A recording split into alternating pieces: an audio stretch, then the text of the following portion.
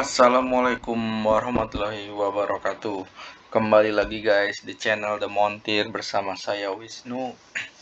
Kali ini kita akan ada diskusi guys, pembahasan terkait tipe-tipe solar panel ya guys. Jadi tipe-tipe solar panel apa aja yang ada di pasaran yang umum ya, kemudian layoutnya seperti apa, penggunaannya seperti apa.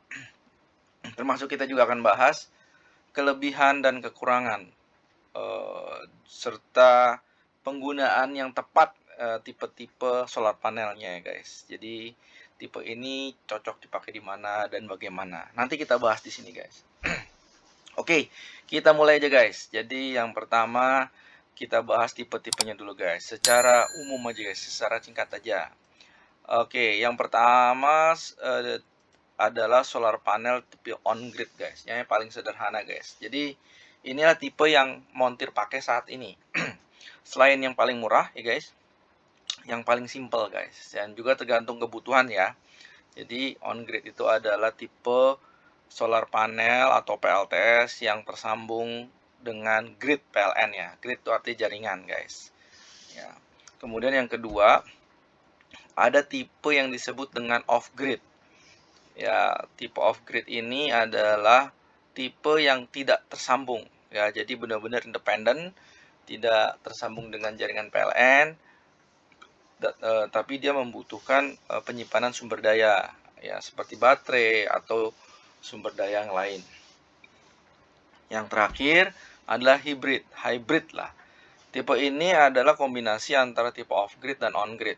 Jadi masih menggunakan jaringan PLN dan menggunakan baterai sebagai media penyimpanan.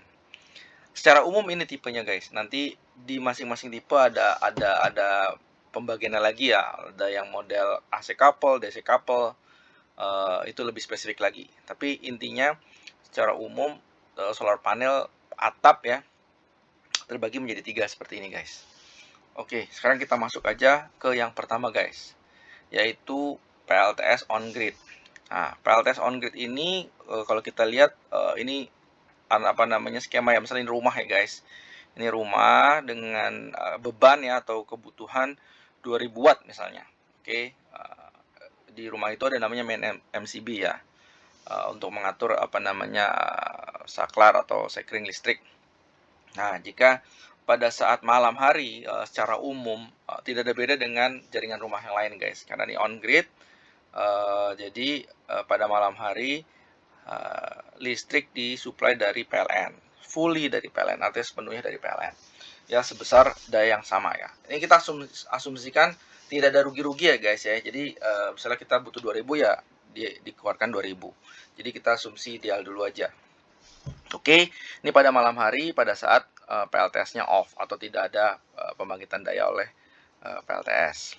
Kemudian jika pada pagi hari ya, misalnya pada pagi harinya ketika PLTS atau sinar matahari udah mulai ada ya, PLTS-nya nyala, aktif, dianggap bebannya masih rendah ya guys. Jadi misalnya dia menghasilkan daya dari PLTS 500 watt. Nah, kemudian tapi beban rumahnya masih tetap 2000 misalnya, kita anggap konstan 2000.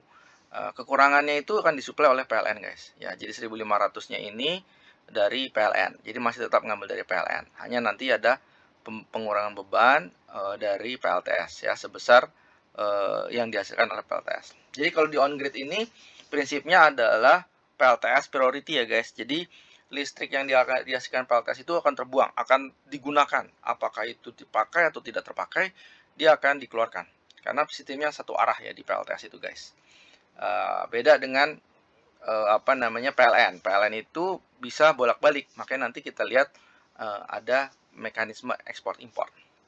Oke, ini skema yang kedua tadi off, sekarang PLTS menghasilkan daya tapi masih lebih kecil dari beban atau dari kebutuhan rumah. Nah, berikutnya jika PLTS sudah bisa menghasilkan sama dengan beban, misalnya siang hari gitu.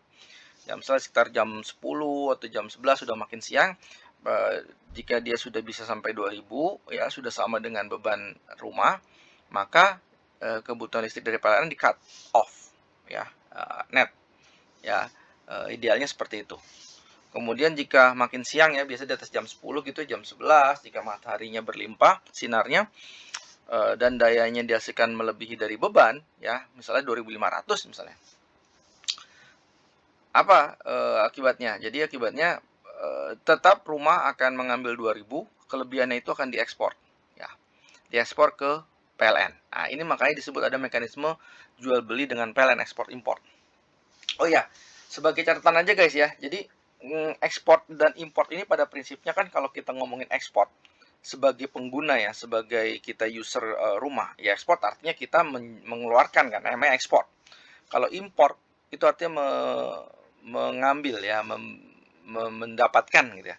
Nah, tapi kalau di KWH Exim ya secara umum ya, ini montir juga baru tahu ini karena ini KWH Exim ini adalah milik PLN. Jadi apa yang tertera di meteran KWH Exim digital ini itu berdasarkan sudut pandangnya PLN. Jadi nanti terbalik ya guys. Jadi nanti kalau misalnya guys lihat di KWH ekspor importnya PLN ini, yang disebut dengan ekspor itu bukan kita memberikan ke PLN, tapi kebalikannya. Di ekspor di sini artinya PLN itu memberikan daya listrik ke pelanggan, itu ekspor. Nah, kalau import artinya PLN itu mendapatkan listrik ya dari pelanggan. Itu yang tertera di KWH Export Import. Tapi yang mau digunakan di sini dalam sudut pandang kita sebagai pengguna ya guys. Jadi ekspor ya kita ekspor ke PLN. Itu sebagai catatan aja ya. Jadi biar nggak salah pada saat nanti baca KWH meter di digitalnya PLN. Oke, jadi ini adalah tipe PLTS on grid.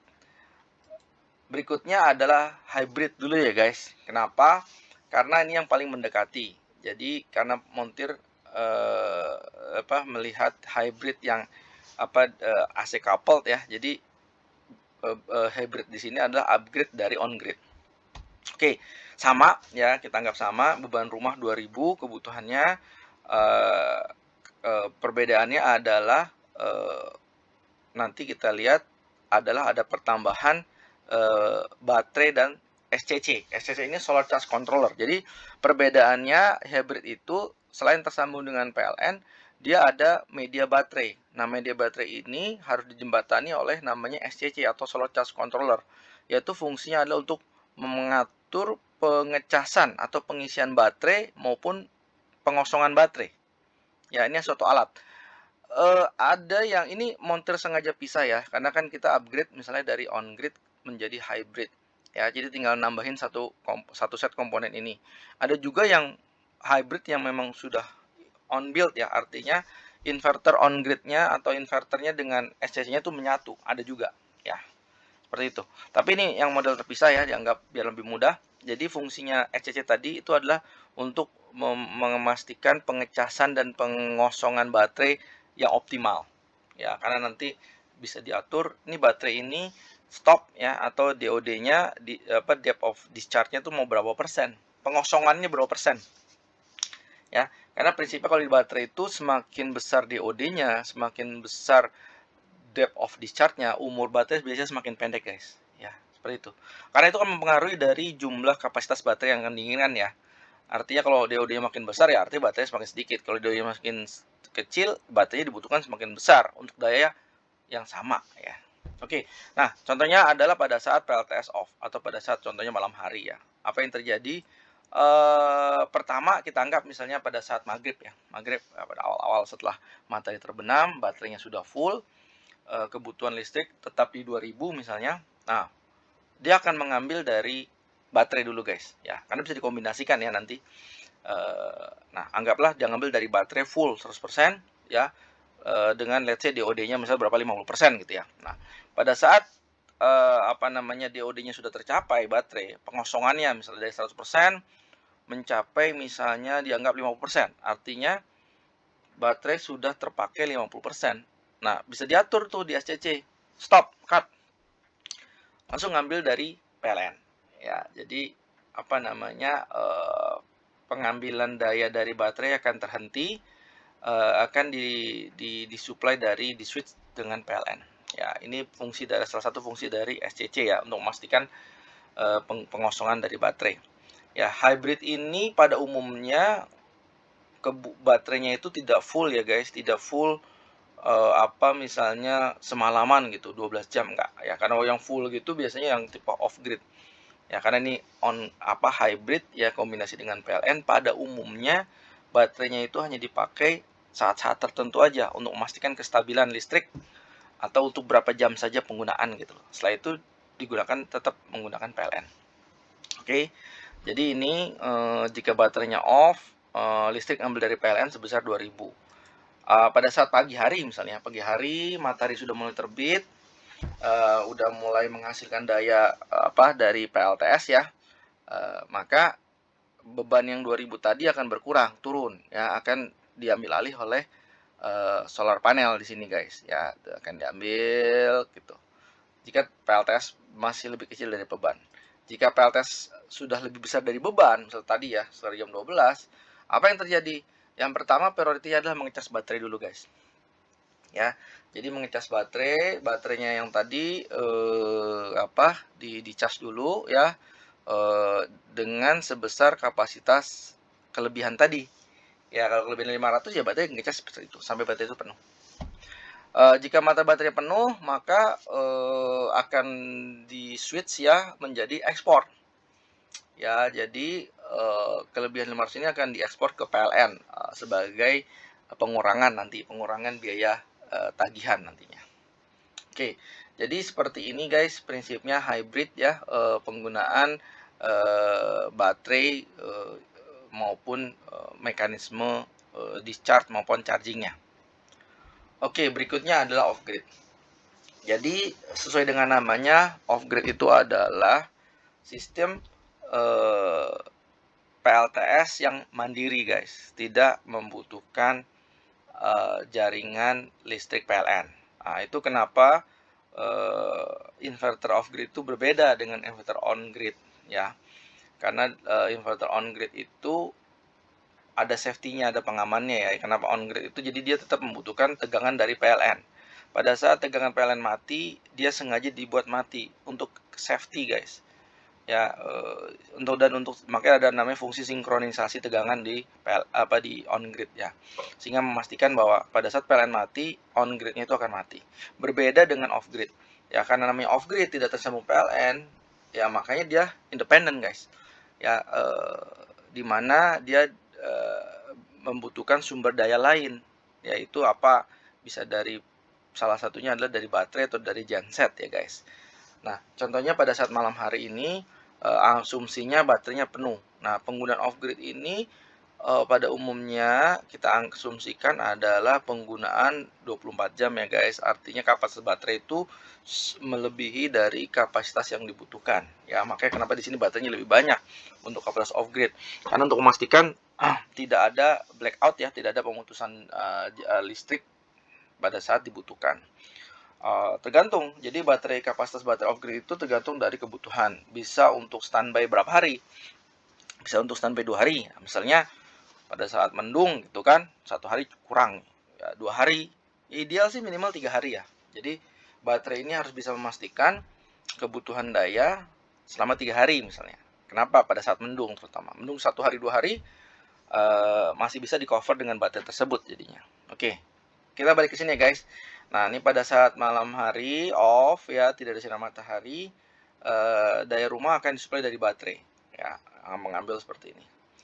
Pada saat pagi hari ya, matahari mulai terbit, panel surya mulai menghasilkan daya ya, bebannya baterai tadi berkurang, yang tadinya 2000 menjadi 1500 karena 500-nya disuplai dari PLTS. Nah, PLTS off grid karena tergantung dari sinar matahari, maka panel suryanya itu membutuhkan daya atau kapasitas yang lebih besar, jauh lebih besar.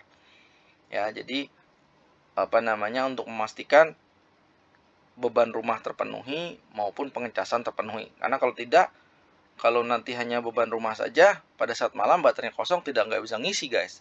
Karena waktu pengisian hanya pada saat siang hari. Itu kenapa alasan PLTS off grid itu kapasitasnya jauh lebih besar dari hybrid maupun dari on grid. Ya, oke, berikutnya, jika PLTS-nya sama dengan beban sepenuhnya akan digunakan untuk rumah karena prioritas dari rumah.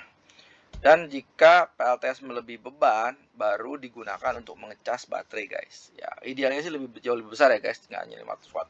Karena untuk untuk pengisian di baterai tersebut. Nah, ini sebagai ilustrasi aja, guys. Oke.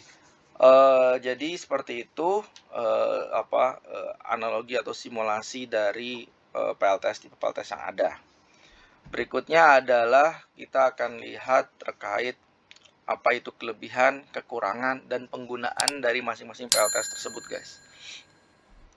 Oke, yang pertama on grid ya. Jadi pertama kelebihannya adalah biaya paling murah ya. Seperti tadi Montir jelaskan bahwa on grid itu minim equipment atau kebutuhan alatnya paling sedikit, hanya butuh panel surya di atas atap sama inverter aja yang nempel di dinding.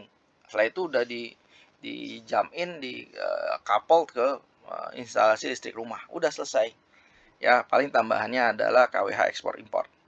Kedua, ia memiliki 2 sumber listrik ya, jadi relatif lebih stabil ya, yaitu ada PLN, soal masih terkonek sama PLN ya. Jadi terutama pada saat siang hari, jadi relatif lebih stabil. Kemudian tidak membutuhkan tempat yang luas ya, tadi tidak butuhkan baterai, hanya butuhkan nempel inverter aja ya, paling sama MCB yang khusus untuk PLTS-nya. Kekurangan, hanya dapat digunakan pada saat ada penyinaran matahari. Ya, itu seperti di Montri bilang, namanya on grid, dia kan harus connect dengan grid PLN. Dia harus mati pada saat listrik PLN mati.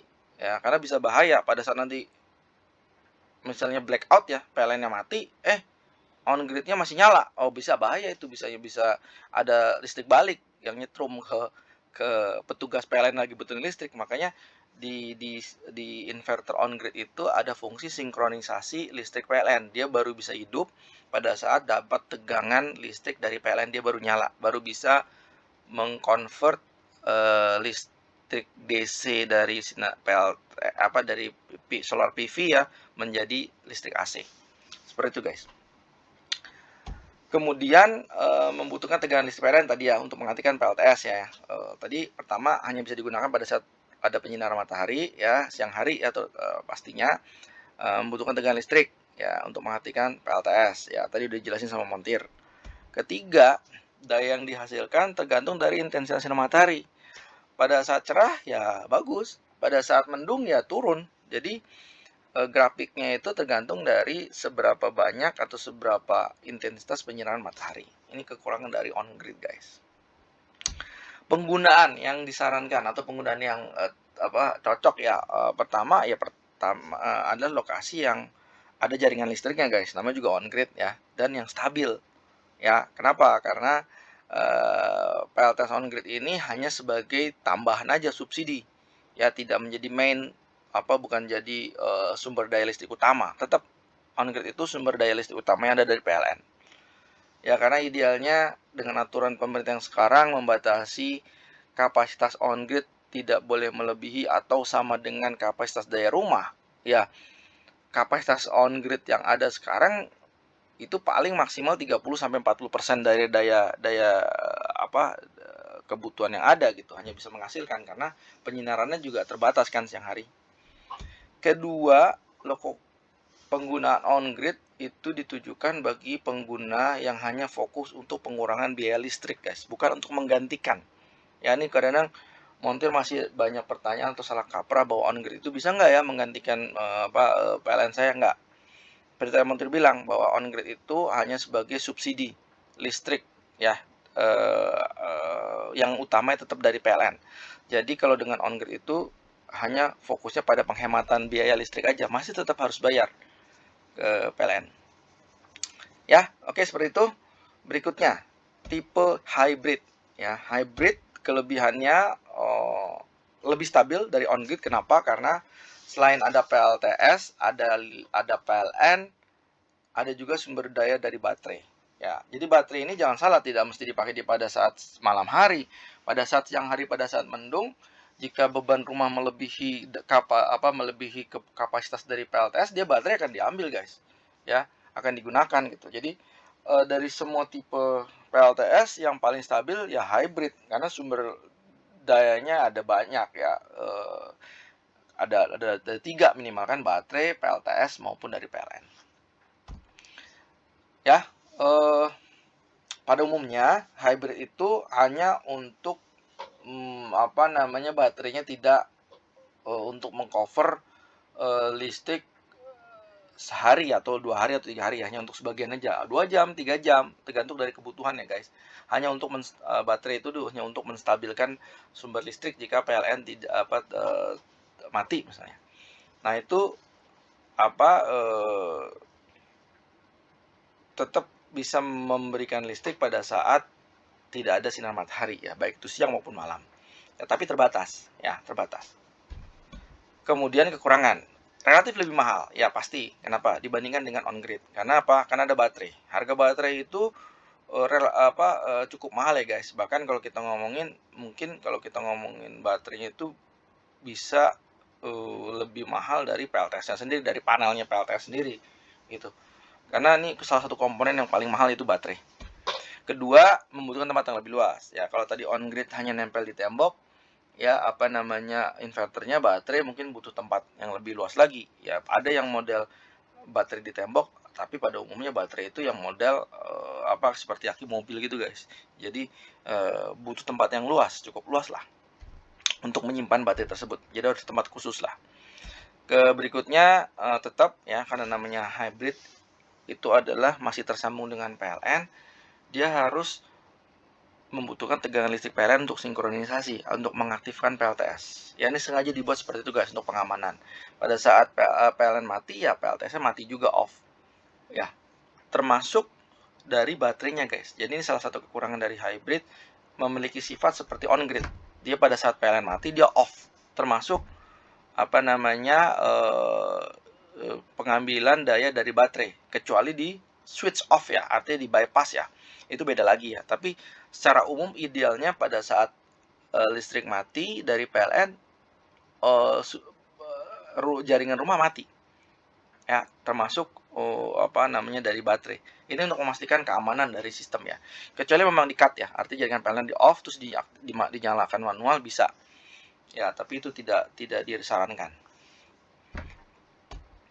Penggunaan tepat tadi, lokasi dengan jaringan listrik PLN yang kurang stabil. Jadi jika ada lokasi-lokasi yang kapasitas PLN-nya terbatas ya, atau ada pemadaman bergilir, atau sering mati tidak pasti, sedangkan kita membutuhkan kestabilan sumber listrik, hybrid mungkin salah satu PLTS yang tepat digunakan ya, karena ini memiliki kombinasi keduanya.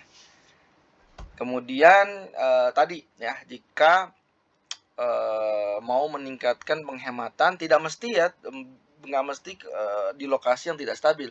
Di lokasi jika PLN-nya stabil pun masih bisa menggunakan hybrid, jika fokusnya adalah melakukan penghematan yang lebih banyak lagi. Misalnya on grid, nggak puas nih dengan on grid ya, malah mau pakai baterai juga ya, monggo ya, bisa juga gitu loh, nggak nutup kemungkinan seperti itu ya. Jadi penghematannya bisa lebih besar lagi, karena malam penggunaan listrik dari PLN bisa berkurang jadinya. Oke, yang terakhir adalah off grid ya. Jadi off grid ini, pertama kelebihannya kapasitas solar panel terbesar. Kenapa? Karena sumber listriknya itu dari PLTS ya, bisa dari genset tapi nggak umum. Kan kita fokusnya ke PLTS ya guys. Jadi karena ini sumber listriknya dari sinar matahari, sehingga PLTS yang ada kapasitasnya harus mencukupi untuk mensuplai beban rumah, untuk pengisian baterai, atau kedua-duanya, menyuplai kebutuhan rumah maupun mengisi baterai. Kenapa? Karena pengisian baterai atau listrik dihasilkan pada saat adanya sinar matahari doang. Malam tidak menghasilkan listrik kan, PLTS kan. Makanya harus dipastikan pada saat siang hari baterai itu dicas ya, karena pada saat baterai itu dicas, kemudian ada pemakaian beban juga dari rumah seperti skema tadi. Jadi kapasitas dari PLTS untuk tipe off grid itu jauh lebih besar. Kalau untuk jalan 24 jam hitung-hitungan yang umum itu bisa kapasitasnya 5-6 kali ya, 5 lah minimal dari kapasitas on grid, kapasitas PLTS-nya ya, untuk mendapatkan daya yang sesuai. Oke. Kemudian yang kedua, mandiri ya, tidak tergantung dengan PLN ya, tidak tergantung dari sumber lain ya. Jadi ini independen. Kekurangannya biaya paling mahal, sudah pasti guys ya. Jadi off grid di mana-mana itu paling mahal. Pertama baterainya aja udah paling banyak. Panel surya paling besar. Ya enggak, instalasinya juga lebih ribet ya, karena selain lebih mahal, yang kedua juga dia membutuhkan tempat yang lebih luas ya.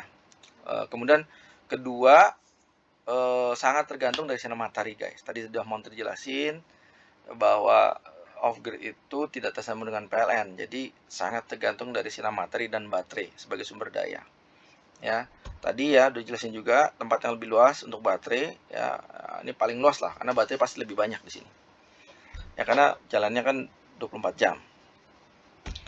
Nah, penggunaan tepat ya tadi lokasi yang remote, yang belum ada jaringan listrik PLN-nya. Ya mau nggak mau kan kalau mau tetap ada listrik ya harus pakai PLTS atau pakai genset ya. Ini kan pilihan aja. Ya, jadi ini penggunaannya. Kemudian disaranin off grid itu karena menggunakan sinar matahari tadi